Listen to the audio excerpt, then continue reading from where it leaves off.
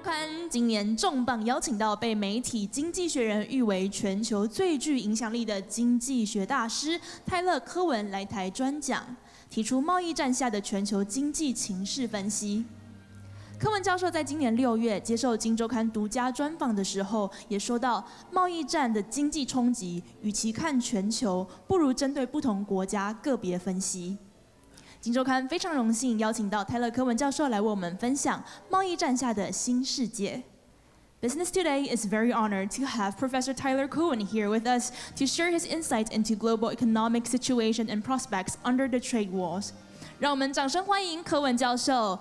Please welcome Professor Cowen to deliver his speech. Thank you all for having me to Taipei. It is a great honor. Before I started this session, the two translators came to me and they asked me, what are your two main takeaways from your talk to help us? And I said, first, you should be worried. Second, we Americans don't care about you so much. And those 2 points are related. To be clear, I care more than many of my fellow Americans. But nonetheless, this is a problem. So let me talk through my perspective on the trade war. Today, I see the trade wars as possibly the #1 most important event in the world. There is a fundamental question. Will globalization continue, or will it be turned in reverse? Right now, the last 2 years, we are seeing it turn in reverse. And of course, this is bad for many small nations, but especially Taiwan. My first point, the trade wars are not mainly about trade. I call them the trade wars because everyone does. But it is a misconception to call them the trade wars. It is most of all a struggle of influence or a struggle of ideas. If the trade wars were just about tariffs, numbers, prices, markets, how many soybeans will the Chinese buy? If that was all, it would be pretty easy to solve. But it's not. So let's just go through some of what's happening in the history. Now here, I'm trying to explain this to you from the American point of view. I'm not saying that point of view is correct, but I want you to understand how the Americans think. For us, there is a foundational event. Near the beginning of the millennium, we allowed China to enter the World Trade Organizations. And we had high expectations. We were foolish. I will tell you what we thought. Americans had come to Taiwan and enjoyed Taiwan and admired Taiwan and understood how Taiwan became Asia's most liberal democracy. And we thought, as fools, well, China will be like a much bigger Taiwan. China, of course, I believe, has 58 times the population of Taiwan. 58. So big. And we thought, my goodness, Taiwan times 58, that's going to be great. Not everyone believed that, but that was the basic underlying assumption. So we let China get away with shaping a system that favored China in many ways. China often would follow the letter of the law, but not the spirit of the law. And one day we woke up and said, my goodness, China is not Taiwan times 58. China is China. And we kind of panicked. And now we regret the last 20 or so years, and we're trying to think, how can we get out of this difficult situation where China is rising, growing richer, growing stronger, but again, it is not like Taiwan, not like Hong Kong, not like Singapore. China is China. We have an old saying in America, China will always surprise us. It shouldn't have been a surprise in retrospect, but it was. So we're trying to rewrite the rules of the international order to make up for our mistake. But at the same time, China is trying to rewrite those same rules in its favor. So hardly any of the major powers are defending the status quo. They're each trying to redo a new system. They don't at all agree, and you end up with a big mess. Next point. Again, this is from an American point of view. This is the U.S. trade deficit with China. What do you see? It is large. Last it was measured, $375 billion US dollars per year. But here's the thing. This is our fault. This is America's fault. We don't produce enough. We don't save enough. And when we get foreign capital, Chinese capital, European capital, we spend it on debt. We don't build the infrastructure we need. We don't educate the children we need to help. A lot of it we waste. So we are upset at China because of this picture, but this picture is mostly our fault. And in this regard, we are a kind of sore loser, especially, if I dare say so, our President Trump. Just for further background, here's another picture about the United States. This is the income for a typical man, not person, but man, the men. Now, if you can read, I'm not sure how well, but the point here, the point of the peak on the left, that's about 1970. So since 1970, the measured income for the typical American man has been flat.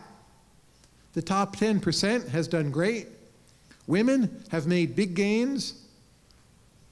A lot has gone well in the country, but for typical American man, wages are not up. Some of this is because of robots, automation, technology. Some of this is because of China.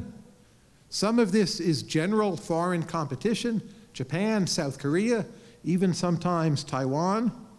But this means people in my country are not entirely happy.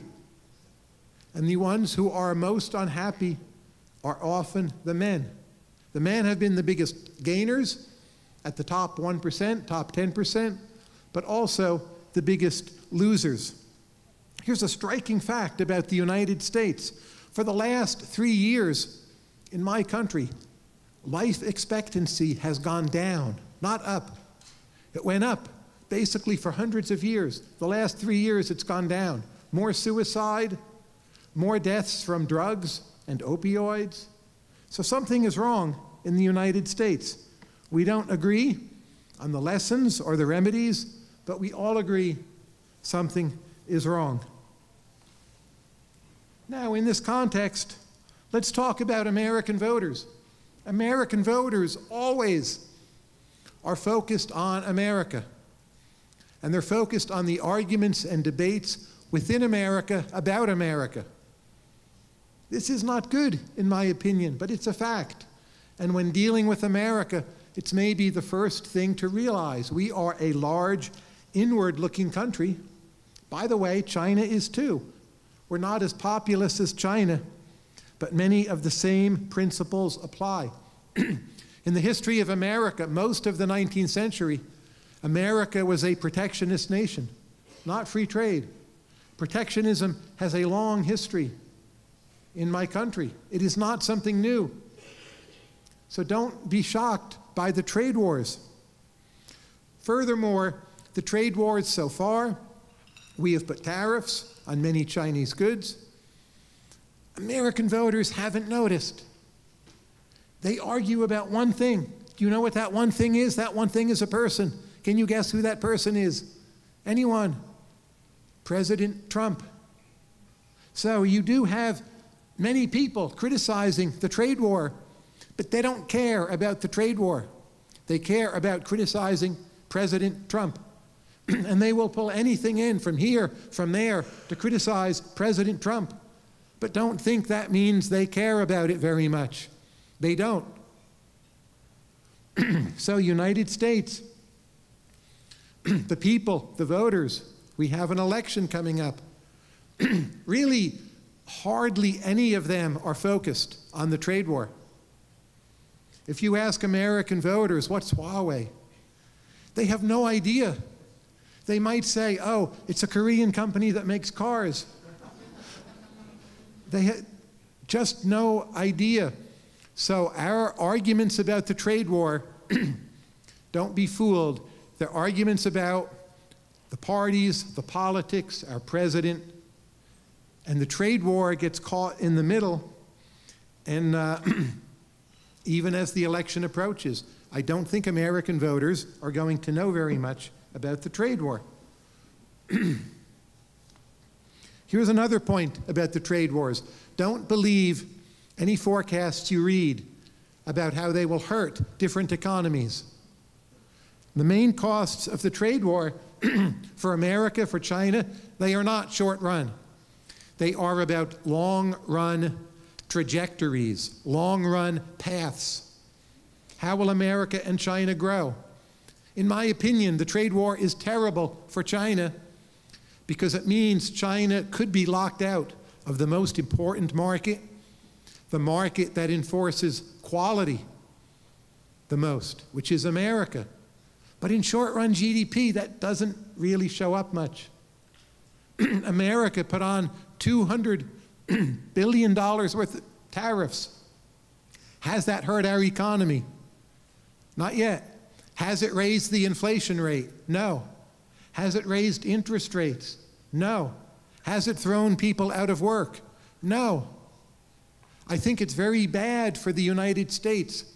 It means in the long run, we will have a de-globalizing world.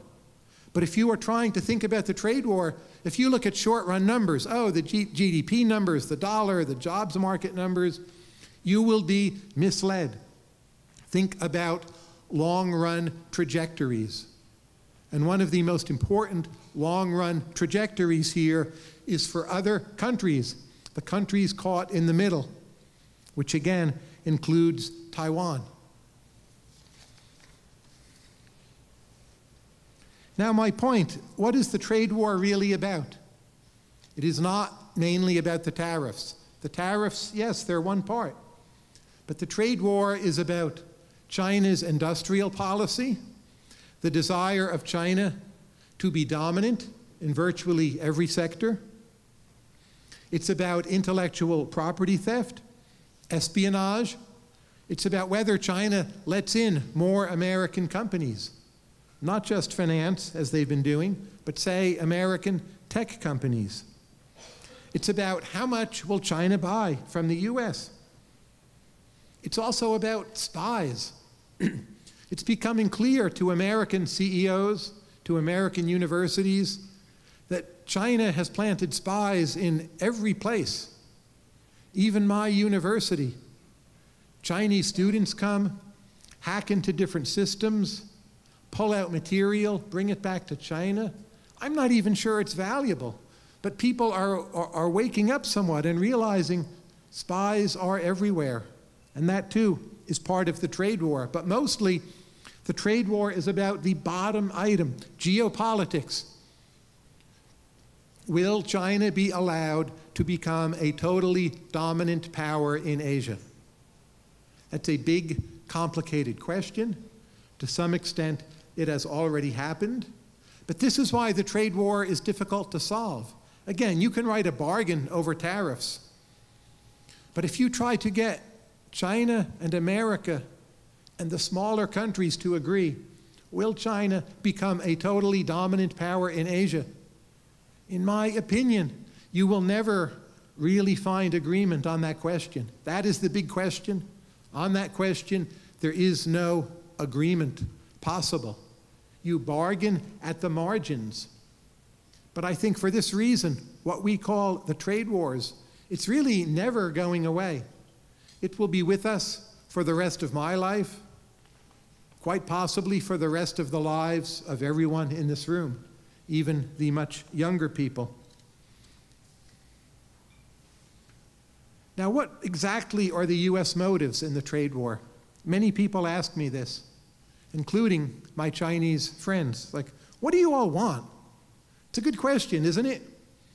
But it's kind of a scary question, because there is not a single simple answer as to what the United States wants.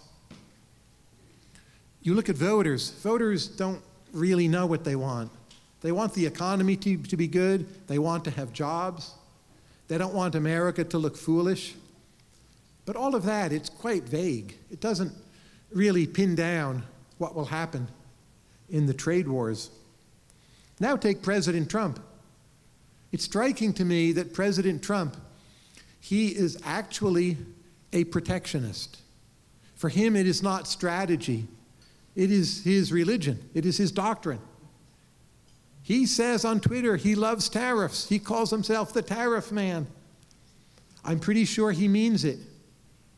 If you look at video of Trump in the 1980s, before he was president, back then he was talking about tariffs. I love tariffs. Then the villain was Japan, of course, not China. But I think the best model of Trump is two things. First, Trump loves tariffs. And second, Trump loves to make deals. It's his self-image. Trump's plan is to approach the election and say, I made all these deals. Voters won't know if those deals are weak or made up. Trump will say, I made a deal with Kim, North Korea. Well, there might be a deal. Has anything changed with North Korea? I'm not sure. But the point is, Trump will try to sell that deal, no matter what is the case on the ground. So Trump has these two sides, and they're somewhat in contradiction. First side, I love tariffs. Second side, I love to make deals. You can't always love both of those things at the same time. So our president, Mr. Trump, what he wants is a kind of contradiction. He wants tariffs and he wants deals. I'm not sure he knows what he wants. But here's the other thing. We're talking about the United States perspective. In the United States government, very, very few people like tariffs. Very few. I think it is Trump. It is Peter Navarro, an advisor to Trump, and hardly anyone else. So Trump wants something that no one else really wants. But guess what? Who's president? It's Trump. So it's this weird situation. Trump is quite disconnected from his own government. So my hope is that Trump's desire for deals will outweigh Trump's desire for tariffs, and all the people who surround Trump, except Peter Navarro, they prefer the deals and they don't like tariffs. America today as a nation is not pro-tariff. In the last 2 years, the national security people are now deeply involved in trade policy, military, intelligence. They say correctly that trading with China has intelligence, military, and foreign policy implications. And those national security people, the military people, they don't care about tariffs. They don't love tariffs, but they don't hate them. They love security. And they are incredibly risk averse. And furthermore, if you think about how Washington works, those people, they are used to getting their way. They hardly ever lose. If the military comes along, the intelligence community comes along, and they say, we need to do this, they are used to winning those battles. Like after 9/11, they got a lot of what they wanted. And that interest group, the security people, they want to be very tough on China because the world geopolitical stage is their responsibility. So you have this mess, all these different groups in America. They want different things. They're at war with each other inside the government. Every day we sit around and talk about, like, which view is going to win. I don't think any of us know.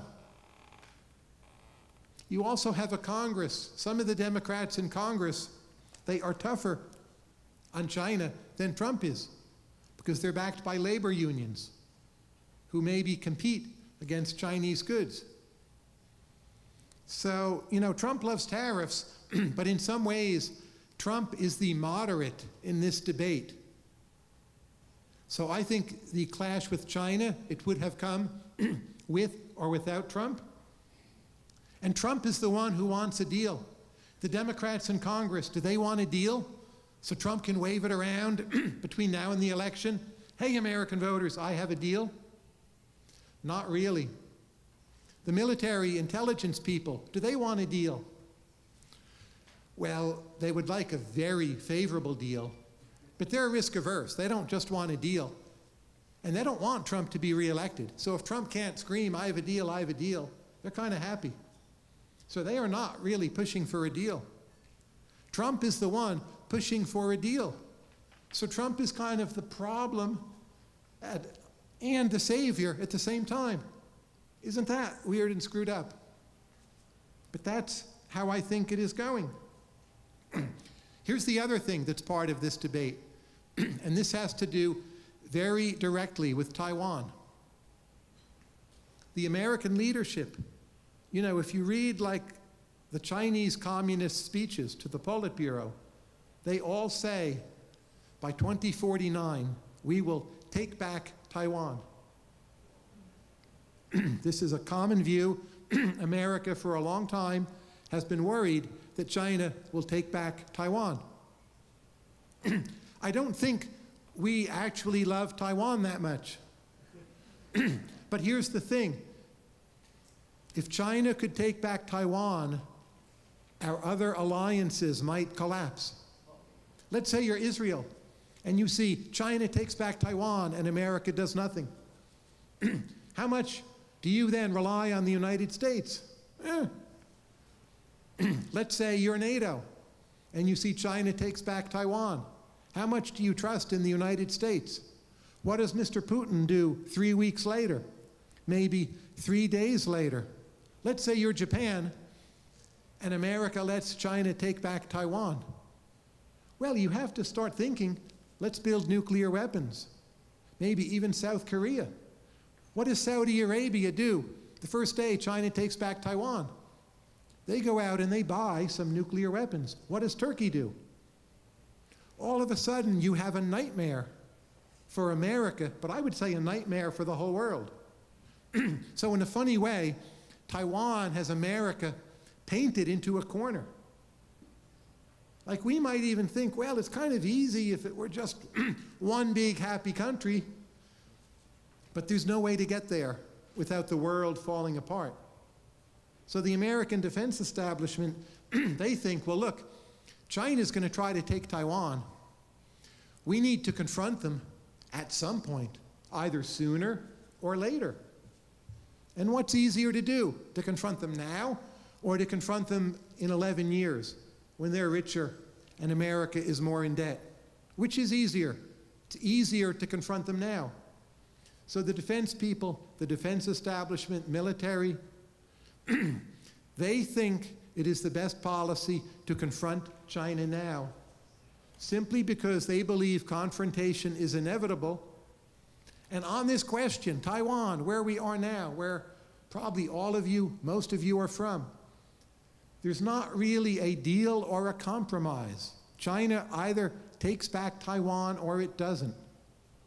There's no way to put that into a deal as part of the trade war. And I have many Chinese friends.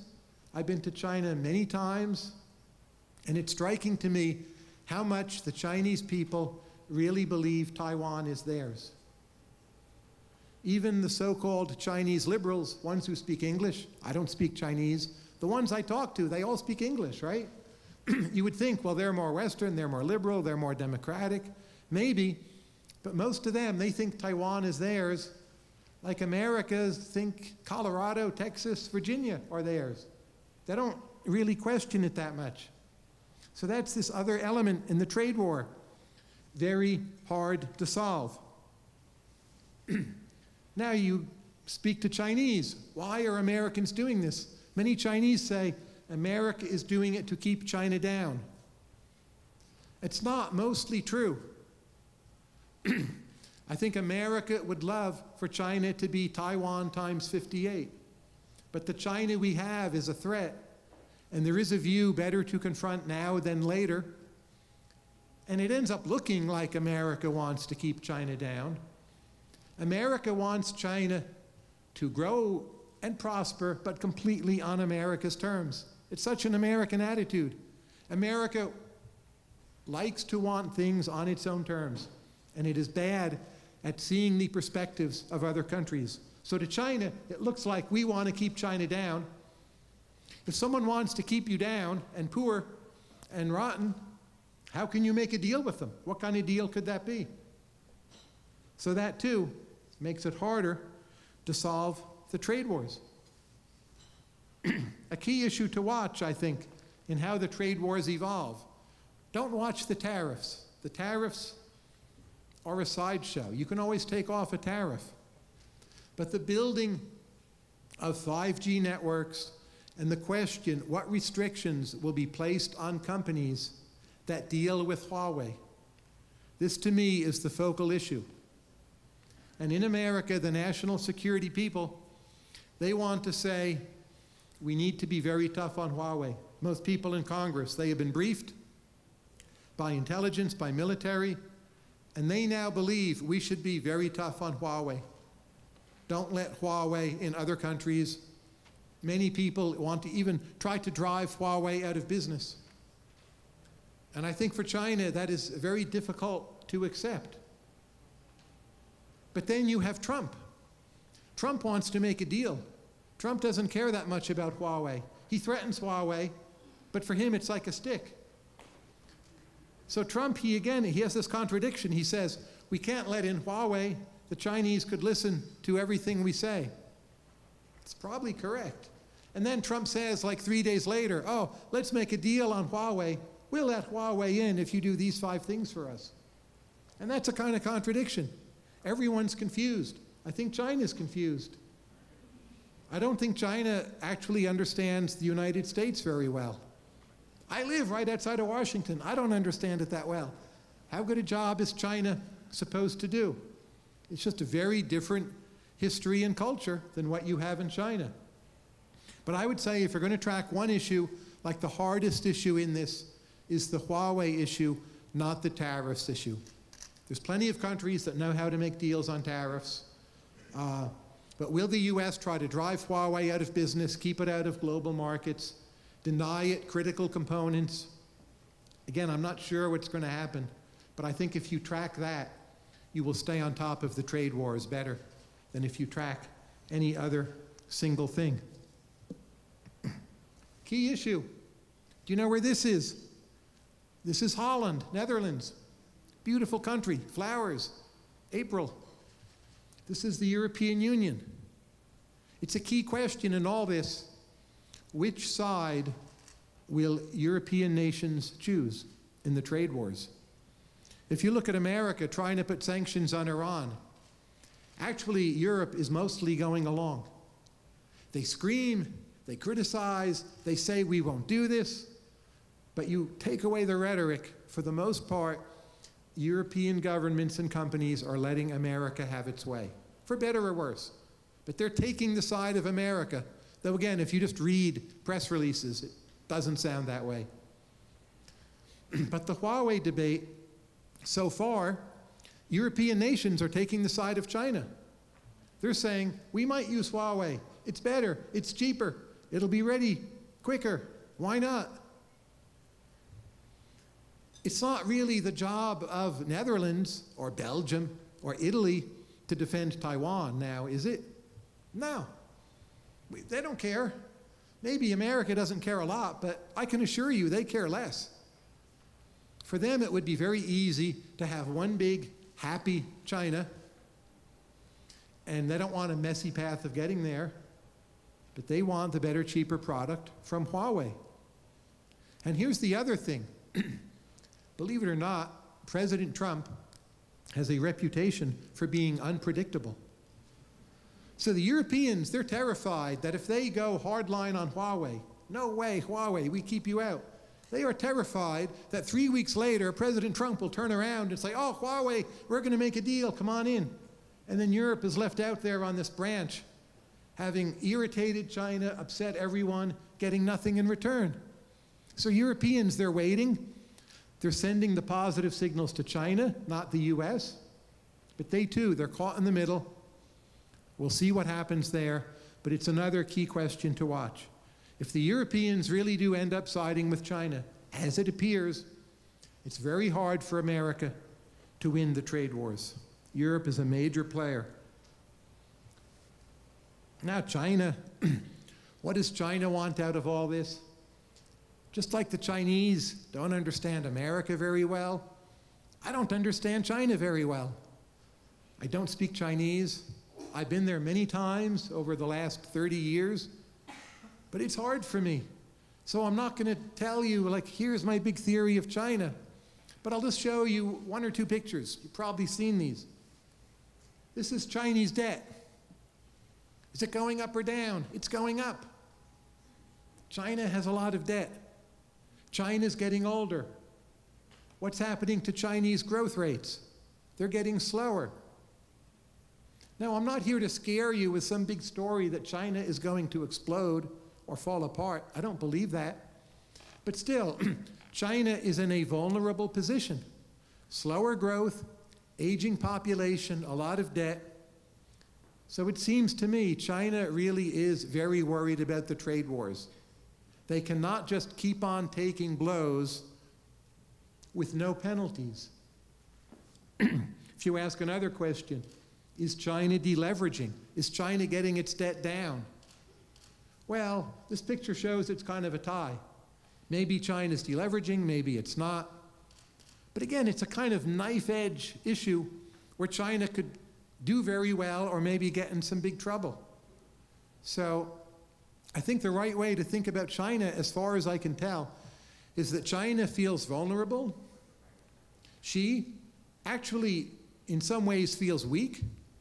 And when he says leader for life, that can be a sign of weakness, not only a sign of strength. And it's amazing to me, if you talk to Chinese and you say, what do you think of President Trump? They will say, oh, he is a brilliant tactician. He is a genius. He is the first strong American leader in a long time. I don't think that's right. I think Trump has done some smart things. But the portrait I gave you of Trump, he loves tariffs, he loves deals, he acts impetuously, he's inconsistent. Sometimes it works out well, other times it's a disaster. It's a better picture. But so many Chinese will say, oh, Trump, my goodness, the master tactician. I hope they wake up and learn that's not true. It's not true. So I don't know. I don't know what China's thinking. But I think they feel vulnerable. They overestimate President Trump. Don't do that.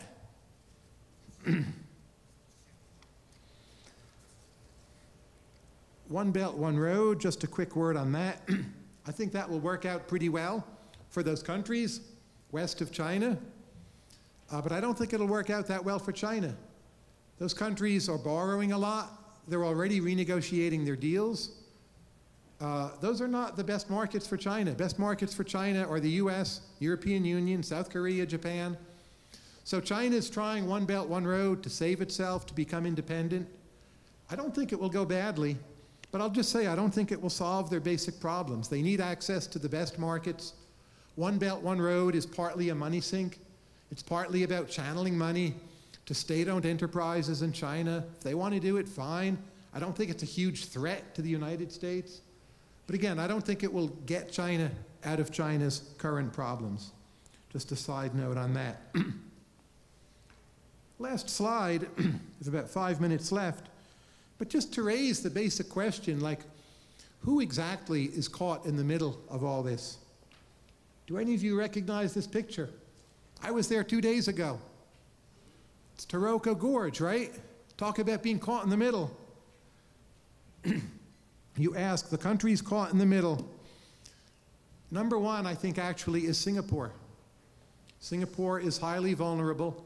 Singapore requires the United States Navy for protection and defense. Singapore requires Western markets, Western investment, European investment, multinationals. Singapore needs Chinese money too. The sovereign wealth funds of Singapore, they're very heavily invested in China. It's a big chunk of their national wealth. If Singapore has to choose between America and China, it can't really do it. It needs them both. So to me, one of the biggest potential losers is Singapore. And there was a report just yesterday that next quarter, Singapore will be entering what is called a technical recession, not a long-lasting recession, but demand for its products is down because of the trade war.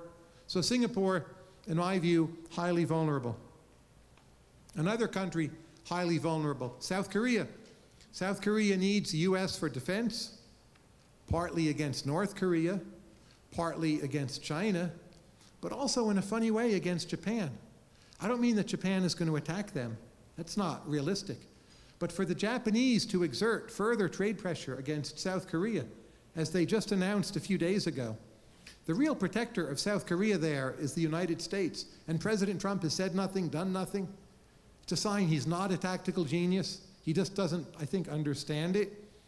Relations between Japan, Korea, trade relations, they're getting much worse very quickly. South Korea is caught in the middle. It's right next to China. Needs the United States. If it were forced to choose, it has nowhere to go. There were recent reports, Samsung earnings are down quite a bit, again, because of the trade war, chip sales. People are unsure where to invest. They don't know what to proceed with. Bad signs for South Korea and Singapore. But the other nation caught in the middle, of course, is Taiwan, which is most closely connected to China. So I believe there's 9% or so of the Taiwanese population living in China. Often it's high earners or an ambitious segment of the Taiwanese population. Taiwanese outbound investment, obviously, so much of that is going to China. But you look in military terms, what is China doing? The South China Sea, new weapons they're building. They're now ordering and building new and more and better amphibious vehicles. What do you use amphibious vehicles for? They go on land, they go on water. Is that for use against North Korea? Is that for use against Northwest China? I don't think so. It's a signal to Taiwan to invest in new and better amphibious vehicles. So the trade war, it's forcing China to accelerate its own production of chips. That will take away Taiwan's special position in semiconductors and chips and related sectors. It will accelerate the rise of China in those areas. China, I think, does mean to take back Taiwan in some manner before 2049. American defense will be required. But in economic terms, and also just kinship and common history, whatever the relation will be, Taiwan does need China, right? It has to be there in some way.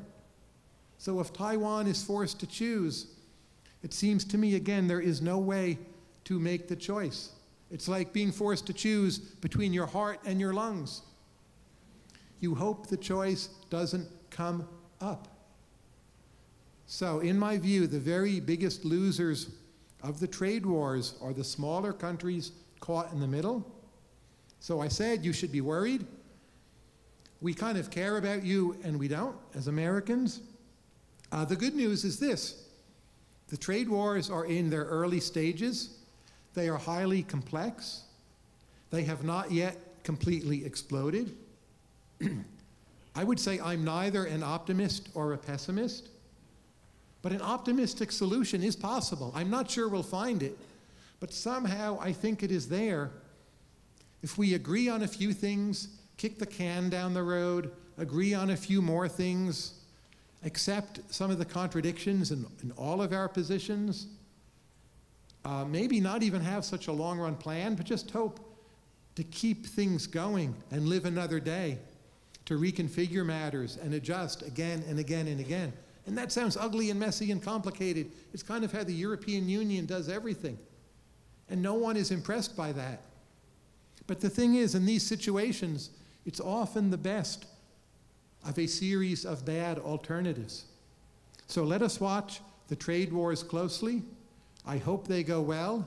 And I've given you my overall view on what I think is going on. Thank you all very much for coming and listening. Thank you, Professor Cowen, for sharing your insights and review with